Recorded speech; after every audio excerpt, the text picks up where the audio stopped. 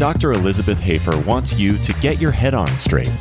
In a world gone sideways, having balance and integrity in all areas of life leads to having confidence that breeds clarity. Clarity is essential to living an authentic life, and all the information shared on the Get Your Head On Straight podcast is designed to inspire you to live your life fulfilled. Enjoy the show.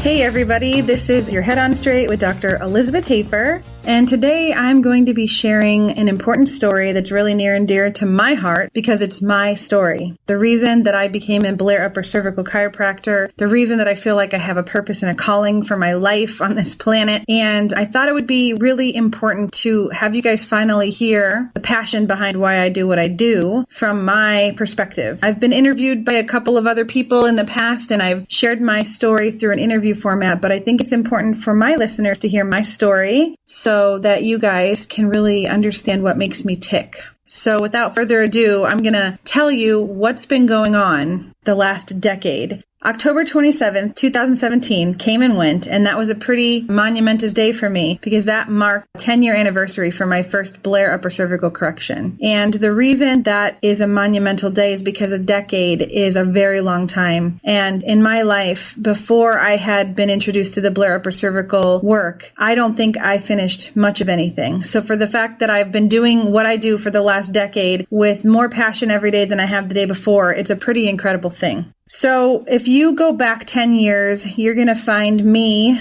Liz Molina, just about a year away from graduating from chiropractic college and really suffering from depression and suicidal ideology. I was a single mother. I worked a couple of jobs during college, but I was about a year away from graduating from chiropractic college, and I wasn't that excited about what I was looking at for my future prospects. I had gotten into chiropractic college, and I lived vicariously through the things that I saw as far as people getting better through traditional chiropractic and rehab and things like that. And I thought, well, there's something to this. I want to be a bigger part, which led me to becoming a student in the doctorate program. But when I got to the point where I was getting ready to have to start making decisions about my future, I was still suffering tremendously. And I was at a loss to how I was going to be able to convince people that chiropractic was the answer because I wasn't well. I wasn't mentally better. I had been diagnosed with bipolar when I was 20 years old, and leading up to that was an incredible story of, I guess, tenacity and perseverance getting through my childhood years and my teenage years under some pretty interesting circumstances. So let me take you back to the beginning, if you will. When I was 2 years, 9 months old,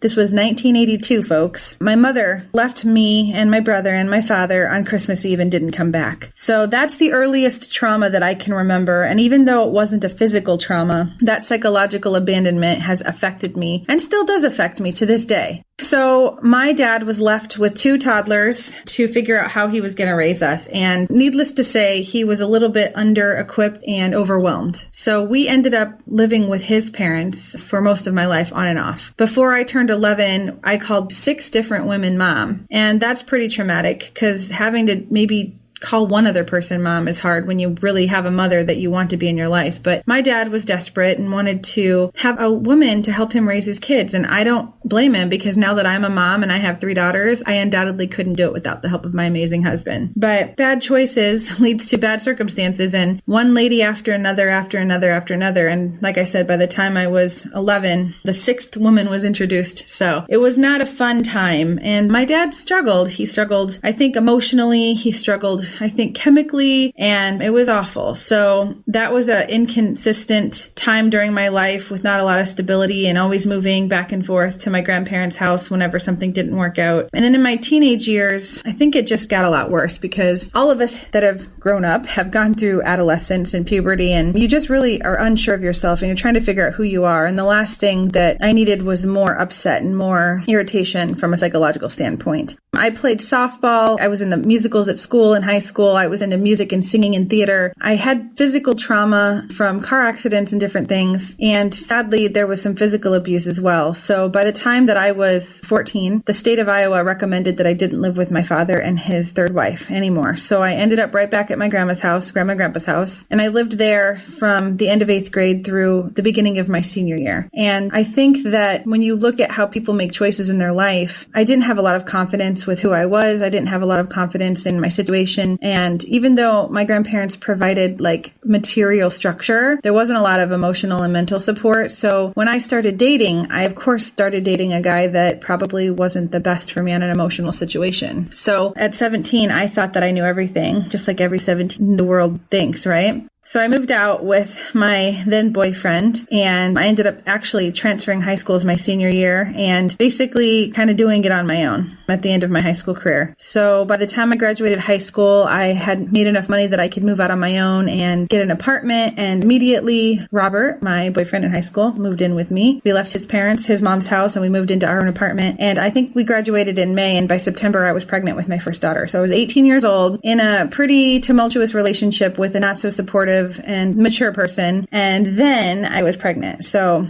from a physiological standpoint, our frontal lobes aren't even developed until we're 25. So I have a lot of opinions about when marriage should happen and when people should procreate, but that's because my broken circumstances. Now, there are some people that are very mature and some people that could probably handle all that kind of stuff when they're a little younger. But for me, it just wasn't a good thing. The good thing that came from it was my amazing daughter, Lauren, who is now 18 herself. And I look at her and I think, goodness gracious, I was younger than her doing more adult things because of the choices that I had made. And all those choices were made out of this brokenness and this longing to having this desire to be included and be loved and being supported. And while I was in junior high and high school, I developed a really horrible, I guess, diagnosable condition known as depression. And then truly it started with suicidal ideology. Unfortunately, the first time I tried to kill myself, I was 13 years old. And that was when I was living with my father and his wife in a little town on the river in Iowa. And I tried to hang myself. And obviously it wasn't successful. I'm here talking to you today, but that was a wake-up call for me, knowing that I was so desperate I was willing to end my life at 13. And unfortunately, we see more and more on these social media sites, all these kids that are suffering from being bullied and they choose to take their own life. And we just feel so regretful for how come nobody knew, or wasn't there something we could have done and could have said? Well, I was that kid too. And thankfully my plans were foiled and it didn't work out because I wouldn't be here, but I was desperate and I was sad. And obviously I didn't know anything about upper cervical chiropractic or what could help me from that perspective at that time. I just knew that I wasn't well. And I started seeing psychiatrists, psychologists. They put me on medication when I was in high school and it didn't help. It actually made me worse. And if you look at the statistics and the studies with these different psychotropic medications that they do prescribe to teenagers, I think that they're starting to realize things like Prozac and Zoloft are actually creating more problems than they're helping. And I think that that was the category that I landed myself in back in the time. So by the time I was 20, I had attempted 3 or 4 more times and I got diagnosed with bipolar 2, rapid cycling, and I was put on lithium and Effexor and Risperdal. Risperdal is an antipsychotic because basically what happened was I had a nervous breakdown, otherwise known as a psychotic break. And it was really scary. And I had some really good friends that helped me and they saw that I was crumbling and they intervened and I got some help, or the help that they knew how to give me, which was help me get checked into a mental hospital. And I was there for about 2 weeks. And in that time, they took care of my daughter and I just spiraled out of control. And so long story short, I ended up moving back in with my grandparents for a short period of time to kind of get stable. And I wanted to figure out what I needed to do with my life. So I was working full-time jobs along with part-time jobs, and it wasn't enough to pay the bills. So I thought, you know what, the only way out of this situation is an education. And mind you, I was always a very bright student. I always did well in high school with my grades. Studying wasn't hard for me. It was just that I was so preoccupied with feeling overwhelmed and literally feeling like I wanted to die every single day from age 13. It was hard for me to motivate myself to get up and actually get to school. Once I got there, I was good. I could learn well and I did well on tests and I was actually put on a pretty good show as far as having a social life and things like that. But literally getting out of bed every day was a nightmare. And I struggled really, really, really bad. So my friend's mom gave me a part-time job working at Palmer College of Chiropractic at night, basically checking in patients and helping the student doctors that were in college learning how to be a chiropractor and the staff doctors that were treating these patients. So I got involved and I thought, wow, there's something to this. I really enjoy seeing people come in here not feeling well and leaving with a smile on their face. I want to be a bigger part of that story. And I started working there when I was 21 years old. And it started off, like I said, as a part-time job in the evening. But it quickly became something that I was interested in as a career because I always had this compassion for people who were suffering and who were hurting. And even though I didn't have a lot of physical complaints, I had ridiculous mental anguish. And so I got under regular, straight, full spine chiropractic care, and I got well enough to get off my medication. And that was a huge thing for me because the medication is toxic and it just didn't go well with me. I just gained a lot of weight and I felt like a zombie and I really couldn't concentrate. So getting off the medication helped, but I still had this overwhelming sense of not wanting to get up and live every day. And mind you, this entire time, I have a daughter who's depending on me for support and for comfort and for nurturing. And even though I was there physically for her, which is something that actually kept me from wanting to kill myself ultimately, was the fact that I did have this little girl that I knew if she grew up without me, it would just be another vicious cycle, another generation of suffering. So after I had her face is what came into my mind each and every time I had an attempt. And obviously the attempts weren't really designed to actually do anything because I wouldn't have survived if they were. They were a cry for help. And I was seeking help in the wrong places. So thank God I was able to eventually get led in the right direction. And I'm going to get to that in a minute, which is incredibly powerful. But when I started working at Palmer, I was getting regular chiropractic care and my nervous system was getting healthier. So I was able to get off the medication, and then I started looking to the education opportunities that arose from Palmer. So they had this associate program called the Chiropractic Technology Program, and that program is basically a 2-year degree that allows you to become an assistant to a chiropractor. It's kind of similar to what like a nurse is to a medical doctor, and I would assist the doctor with doing exams. I could take x-rays, I could do insurance billing, and basically run their office. And I thought, wow, that would be incredible. I could have somewhat of back office skill set where I could assist the doctor, and then I could help run the front desk, which I'd already been doing for a year. So on my 22nd birthday in 2002, I enrolled in the CT program and I was excited. And about 2 tries in, which is 2 terms into my program, I spiraled out of control with depression and I had another psychotic break and I actually had to take a mental health leave of absence for a semester, or I guess a trimester. So it put me back a little bit, but getting the help I needed, or what I thought I needed at that time, gave me some perspective and helped me realize that I can't just play anymore. I have a little girl that I have to figure out what I'm doing. I have a life that I have to continue to live, and taking my life wasn't going to be the correct answer on any level. So I started taking some more classes in the evening and I switched my days where I would work in the day, I would go to school at night, and I would do my prereqs for my bachelor's of science. And that was because when I was working at Palmer, I would sit in the back and pull files and talk with the doctors of chiropractic students. And they would say, Liz, you have what it takes. You have everything that it takes to become a great doctor of chiropractic. And I was terrified. I said, there's no way that I could ever do that. I was scared of the school, the level of intelligence that was needed. I was scared of all the tests they had to take. I was scared of the boards that they had to pass in order to get licensed. I was scared of the debt that they had to take out because going to chiropractic school is very expensive. It's worth it, but it's expensive. And I just had a lot of fear in my life because, again, I had never really completed anything. And at the time they were talking to me, I was still in my associate's program. And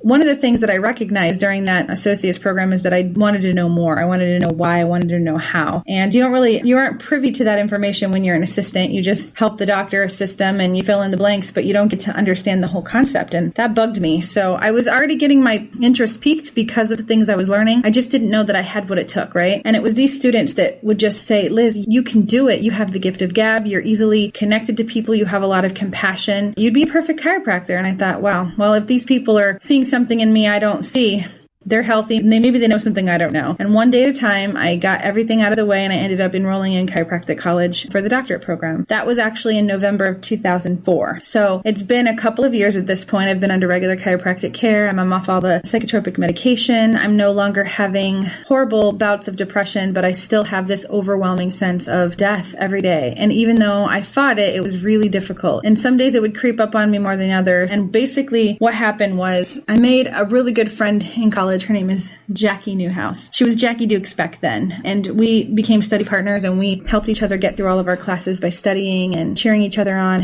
And that was all fantastic. And then, like I said, in 8th trimester, the end of 7th trimester, I really was struggling again with severe depression and suicidal ideology that was overwhelming to the point where I was starting to talk about it with my friends and just begging them for some kind of help. And I was also to the point where I thought maybe getting back on medication was the answer. Maybe quitting school and going back into some sort of day treatment was the answer. And Jackie listened to everything that I had to say for a long time. And then one day she basically gave me an ultimatum and said, I've heard about this Blair Upper Cervical Chiropractic treatment. We've been exposed to it in 4th trimester at school. You haven't tried that, and I think there's something to it. If you don't go get this done, I'm not going to be your friend anymore. And that was like a huge like potential loss. I really couldn't fathom getting through chiropractic school without her, and we still had an entire year to go. And I didn't want to lose her as a friend because she was my best friend. So I reluctantly submitted myself to the student doctor and the staff doctor at Palmer College, and I told them my whole health history. I gave them all of the examples of physical abuse. I gave them all the examples of chemical abuse. I gave them all of the examples of the psychological trauma that I suffered from. Because if you know anything about chiropractic, you understand that there's 3 things that cause your body to be out of alignment. And out of alignment equates to your nervous system not functioning like it should. And that's thoughts, traumas, and toxins. And I had a litany of all 3 of those things in my life. And because I was so well educated, I knew that I had to take this serious, and I wanted to give the doctor and the student doctor the best possible scenario to do what they could do. And I had to tell them everything. So I laid it all out there. And it was a very vulnerable situation to be in because everybody wants to look good. Everybody wants to have their act together. And especially a year away from graduating, you're supposed to know where you want to go, what you want to do, or at least you should have an inkling to know where you want to go or what you want to do. And at that point, I was losing faith in myself. I was losing faith in the profession. And I just didn't even know if the hundreds of thousands of dollars in student loans that I had just borrowed to get to the point where I was at was even going to pay off. So again, I submitted myself to the student doctor and I submitted myself to the staff doctor, and I got my first correction October 27th, 2007. And what's so remarkable about that is that if Dr. Hubbard hadn't read my x-rays, I don't think I would have gotten an adjustment. An untrained doc would have said, your alignment doesn't even look real. But Dr. Hubbard saw something and knew something wasn't right, and he pushed and he tested and he found exactly what was wrong. And it wasn't that I had bipolar disorder. It wasn't that I had depression. And it wasn't that I was on a detox from lithium. It was the fact that I had a very, very deadly upper cervical misalignment at the top of my spine, a subluxation at my atlas. And he actually let Kevin Leach, who is now a doctor in Seattle, do the adjustment on me. And on that day, my life changed instantaneously. I laid down on the table. I got my upper cervical correction with the Blair Chiropractic technique. And in an instant, I felt hope. In an instant, the heaviness and the cloud of suicide and the cloud of depression and the cloud of anger lifted off of me. And I literally heard sounds clearer for the first time. I saw colors more brightly for the first time. I felt like I had such an awareness in my body for the first time in my life. And I got up off the table and I said, what did you do? And I must have said it in a kind of scary tone because they were really big-eyed and they stared at me a little bit. And I just told them what happened, what I experienced, how I felt. And all they could do was smile. And I just was in tears because I felt hope for the first time in my life. And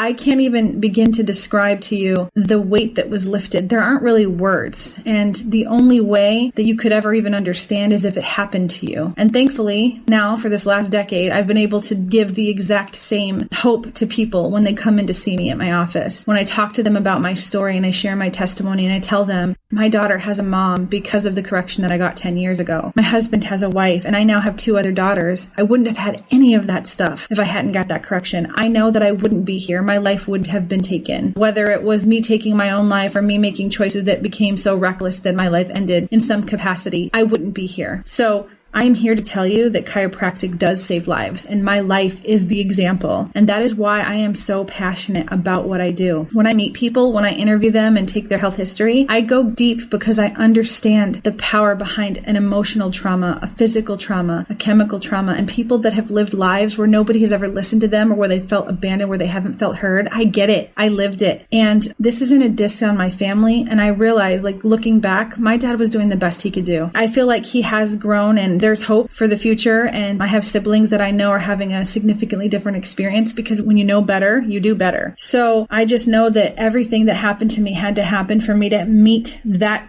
doctor and that student doctor on that day, have that specific adjustment at the top of my neck, and it healed me. So 10 years later, I am still telling my story as passionately as I felt it the very first day. And I have helped thousands of people, thankfully, and been able to share my story with even more than that over the years and inspired people to go seek out Blair Upper Cervical all over the country because people hear about my story and then they know somebody who's had problems with depression, or they know somebody who has anxiety issues, and they know somebody that has suffered in the way that I suffered, and then they refer them to a good doctor wherever they may be. And so this is why I keep talking about it. This is why I share my story. This is why I'm not ashamed and I'm not embarrassed. And yes, it's vulnerable. Of course it is. It's an intimate, like really precarious subject. People get really funny about mental health issues, but I can tell you you and I can assure you today, I don't suffer from bipolar disorder. I am healed because of upper cervical. And so I'm never not going to talk about it. As long as I have breath in my lungs, I'm going to shout about the healing power and the miraculous power of the Blair Upper Cervical Correction because it literally saved my life. So as soon as I got the adjustment, I immediately enrolled in the elective that thankfully was offered on my campus, and I learned the work, and it's a difficult technique to master, and that's why there aren't very many of us. But now that I am a doctor and I've been in practice for almost a decade, I am giving back. I teach students, I hold seminars, I travel all over the country. Anytime I have an opportunity to speak to whether it's a doctor or a student or a lay group, I go because I want people to understand there is something to this. And BJ Palmer said that chiropractic is specific or it is nothing, and I am living proof of that. I'd been under chiropractic care my entire life and it never helped me. It wasn't until I got that specific correction done by trained eyes who knew what to look for.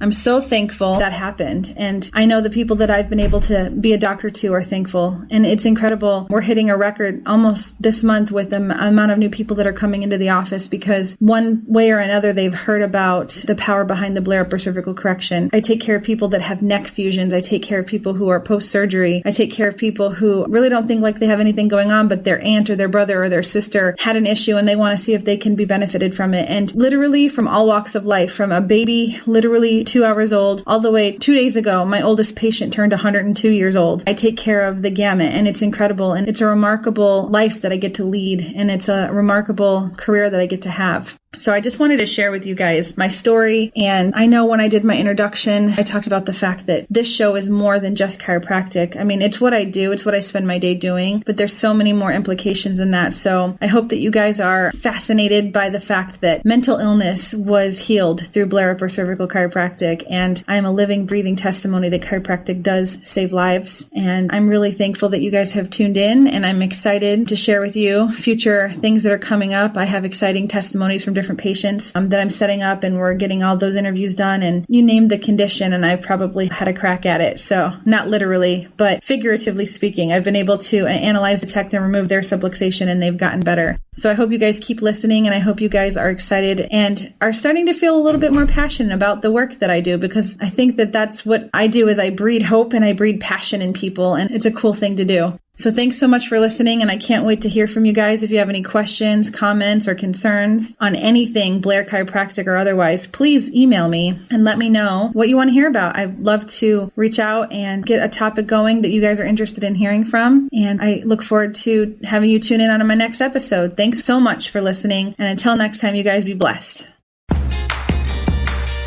Thank you for listening to Get Your Head On Straight with Dr. Elizabeth Hoefer. Visit wellconnectedchiro.com for more details from the show blog post and to learn what Blair Upper Cervical Chiropractic can do for you.